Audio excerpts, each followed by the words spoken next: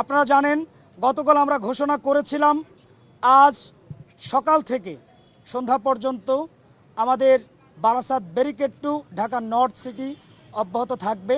তবে বিশেষ বিবেচনায় যেহেতু আমরা সংখ্যাগরিষ্ঠ মুসলিম, আমরা আমাদের কর্মসূচি বেলা 11টার পর থেকে শিথিল করে দেয় বিশ্ব ইজতেমার জন্য। আগামীকাল যে বিষয়টি স্পষ্টভাবে উল্লেখ করে দেওয়ার জন্য আজকে আলোচনা করছি তা হচ্ছে আগামীকাল সকাল 11টা থেকে রাত 10টা পর্যন্ত বন্ধ থাকবে। আমরা অবরোধ ঘোষণা করছি।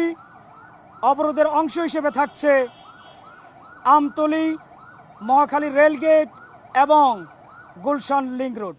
শুধু তাই নয়, আপনারা জানেন আমরা বারবার শুধু ঘোষণাই দিয়ে যাচ্ছি আমাদের অবরোধের কথা এবং বিভিন্ন সময় রাষ্ট্রের বিভিন্ন দিক বিবেচনা করে আমরা শিথিল করছি। তবে আগামীকাল থেকে কোনো শিথিল হচ্ছে না। একই সাথে তিতুমিরের শিক্ষার্থীরা যেহেতু বিশ্ববিদ্যালয় আন্দোলনের জন্য সংগ্রাম করছে, রাষ্ট্র বারবার দ্বিচারিতা করছে, শিক্ষার্থীদের পক্ষ থেকে আগামীকাল সকাল 10টা থেকে অনির্দিষ্টকালের জন্য তিতুমির শাটডাউন ঘোষণা করা হলো।